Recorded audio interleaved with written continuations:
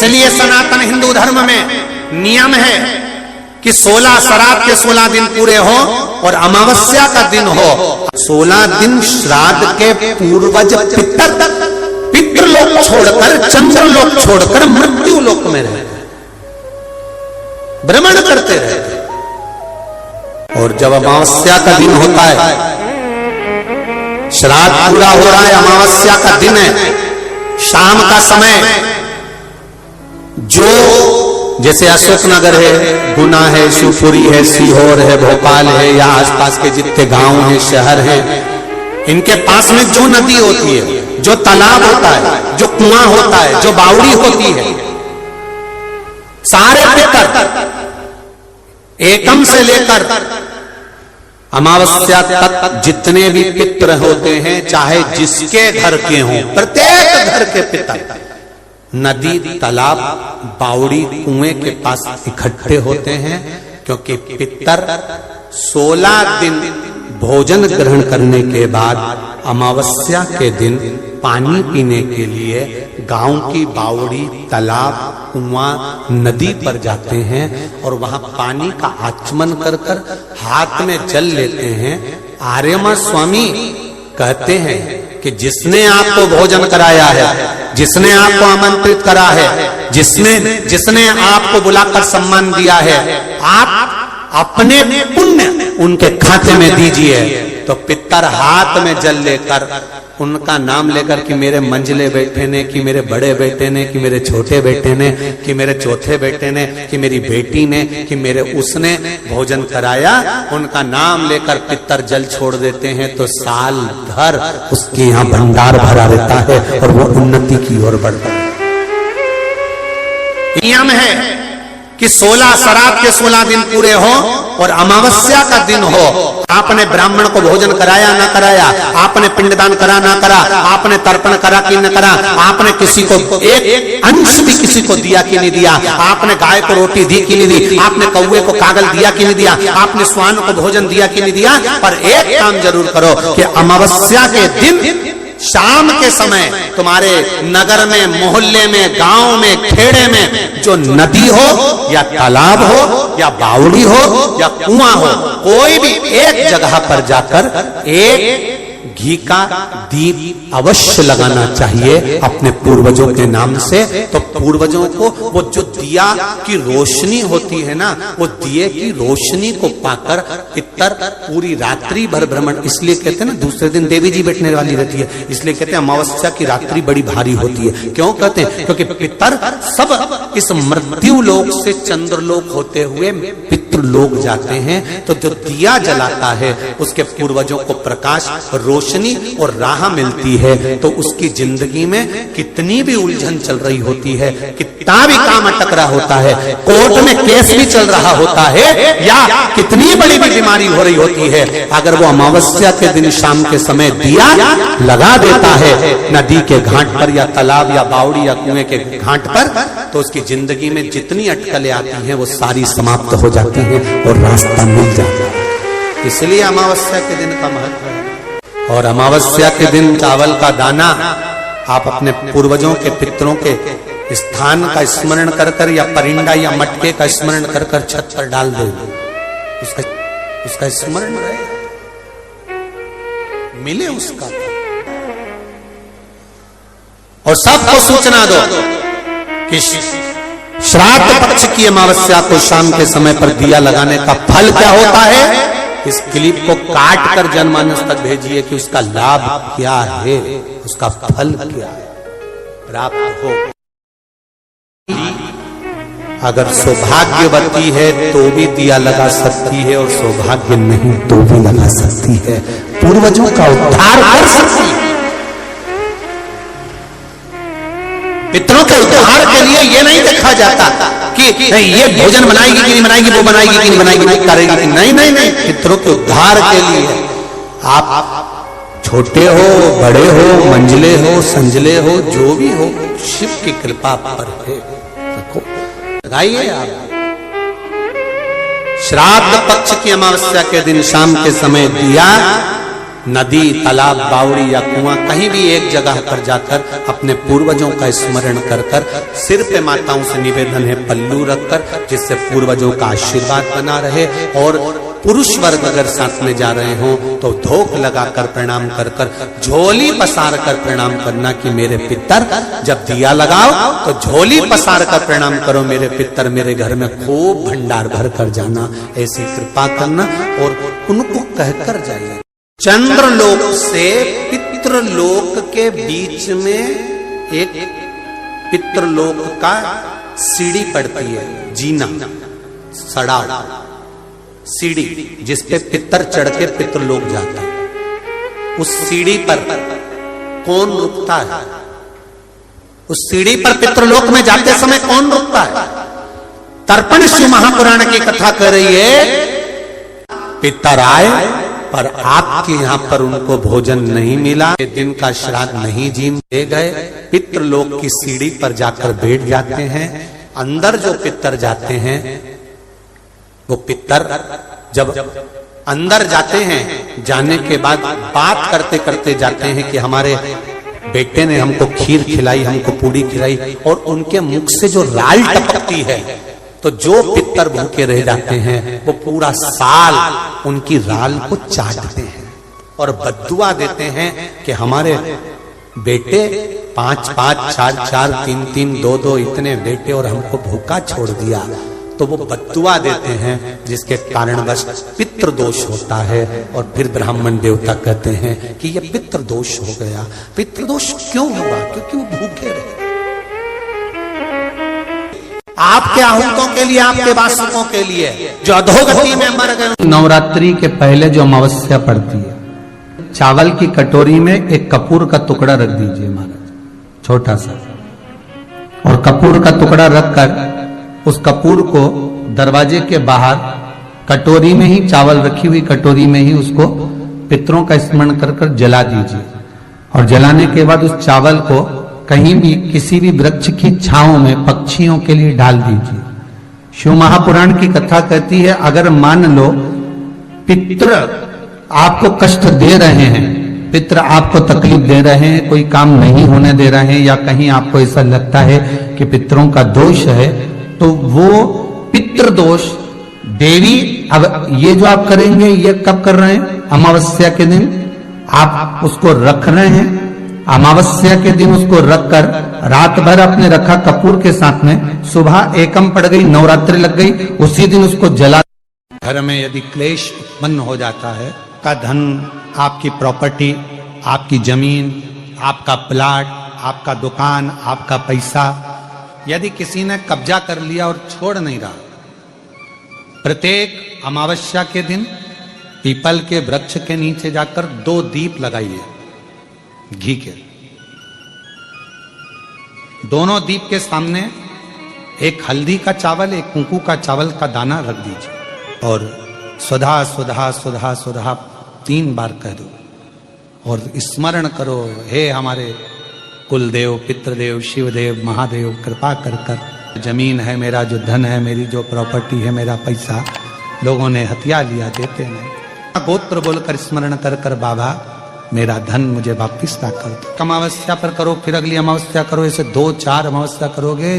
जिसने ले रखा है वो खुद सोचेगा कि मुझे क्या हुआ, कि मुझे देना है, उसका पैसा चुकाना है, धन रखेगा नहीं। जब अमावस्या आए, श्राद्ध पक्ष के अंदर चुटकी भर आटा दरवाजे की दोनों चौखट पर डाला जाता है। किसी किसी के यहाँ दरवाजे पर आटे से रंगोली बनाई जाती, वो देव पितर के भाव से डाला। जिस बेटे बेटी का मंगल विवाह नहीं हो रहा हो, शुभ कार्य की सूचना नहीं आ रही हो, बहुत दिनों से एक फाइल कहीं लगी हुई है, अटकी हुई है, नहीं काम हो रहा, हम उनसे कहेंगे ये जो 16 दिन श्राद्ध के हैं, जितने दिन निकल गए, जितने दिन बचे हैं उन दिन में आपके दरवाजे के बाहर एक चुटकी घर से आटा लाकर चौखट के इस ओर, चौखट के उस ओर, दोनों जगह चुटकी भर आटे को डालना प्रारंभ करो। 16 दिन श्राद्ध के पूर्ण हो, जब अमावस्या आए किसी जलाशय, सरोवर, तालाब, बावड़ी, कुआं के पास में घी का दिया लगाकर आना, बाबा से प्रार्थना कर कर आना। केवल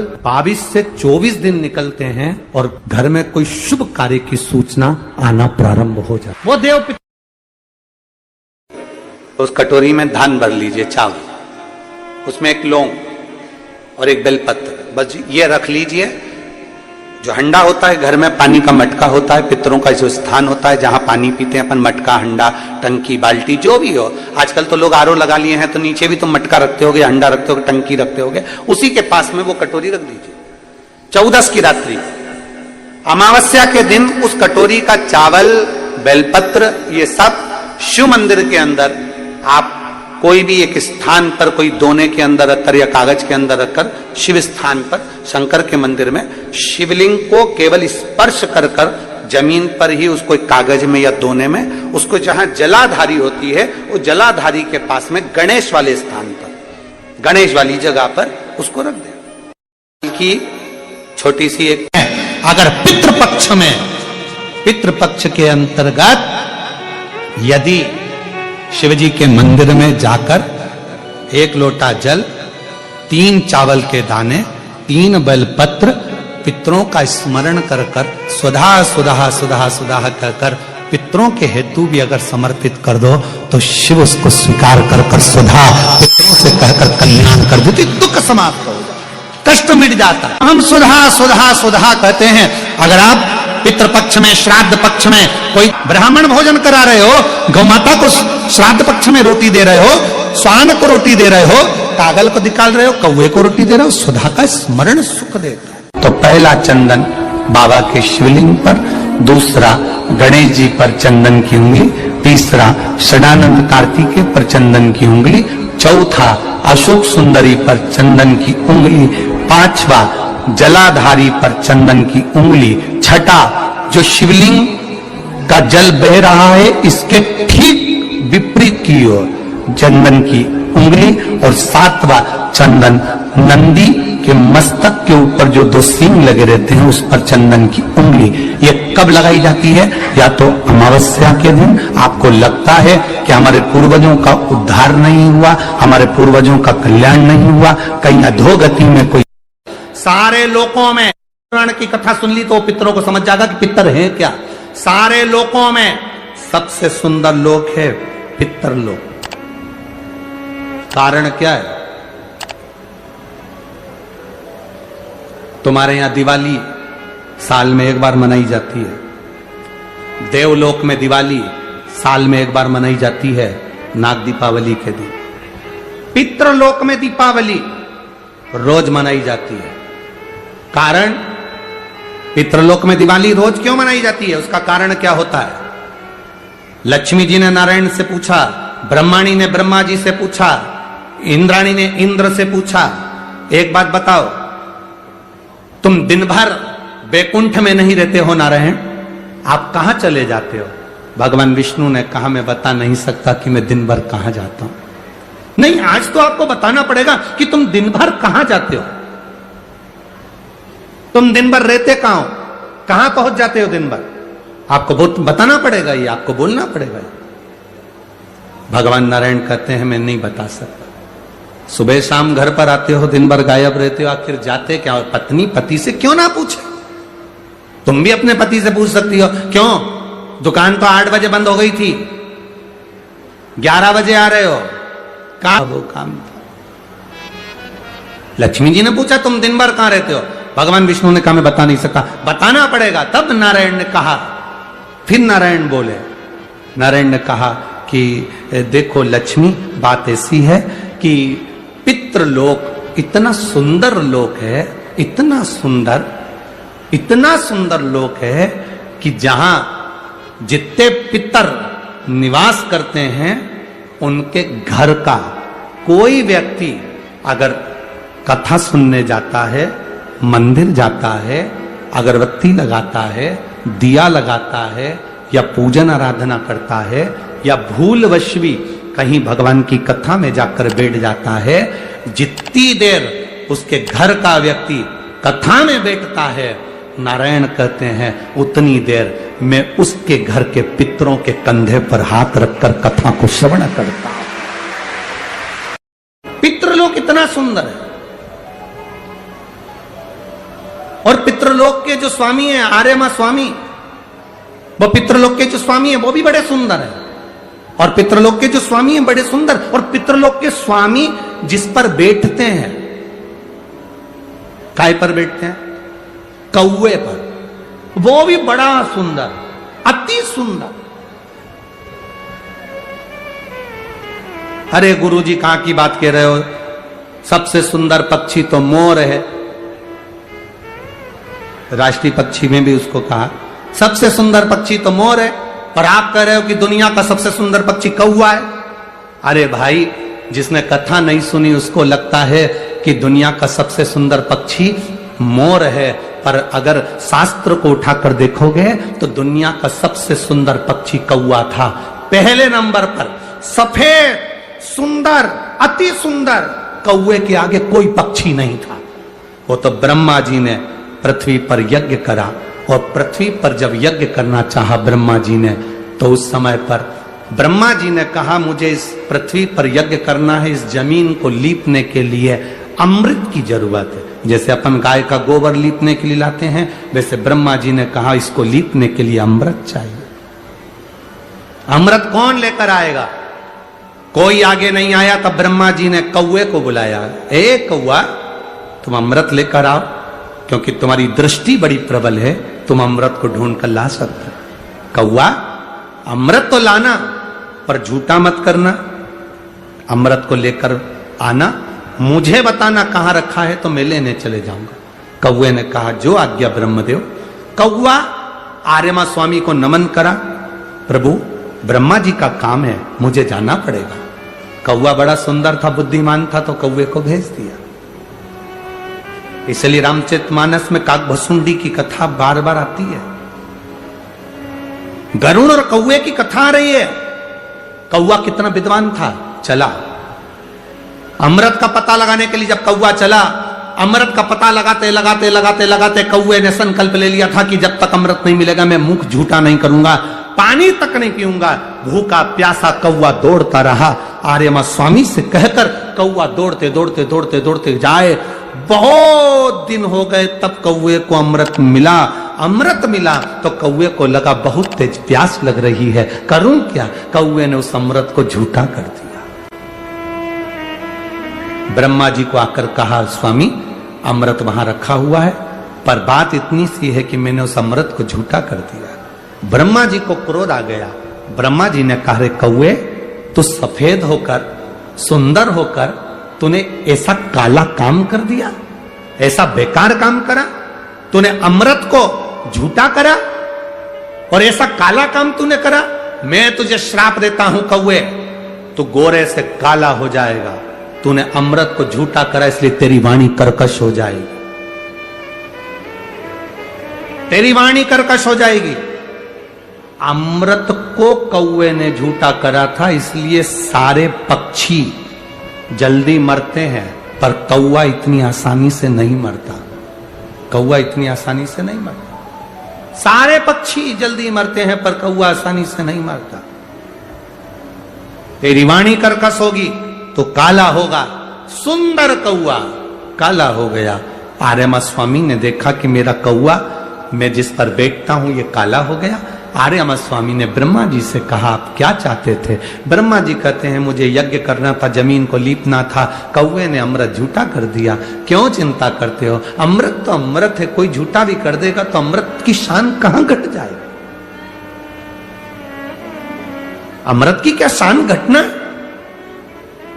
आर्यमा स्वामी ने कौवे से कहा तू चिंता मत कर। आर्यमा स्वामी बोले कौवे तू चिंता मत कर, आज मैं तुझको एक कार्य देता हूं। जब 16 श्राद्ध आएंगे, कौवा जिस जीव की जो तिथि होगी, मान लो किसी की चतुर्थी तिथि है, उस चतुर्थी तिथि पर तुझे छोड़ने के लिए पृथ्वी पर पितरों को जाना पड़ेगा। जब उनके छत पर तो पितरों को छोड़ने के लिए जाएगा, कौवा जब तू वापिस आएगा तेरे लिए छत के ऊपर भोजन रखा रहेगा। जिसकी छत पर भोजन रखा मिल जाए उसको तू पाएगा।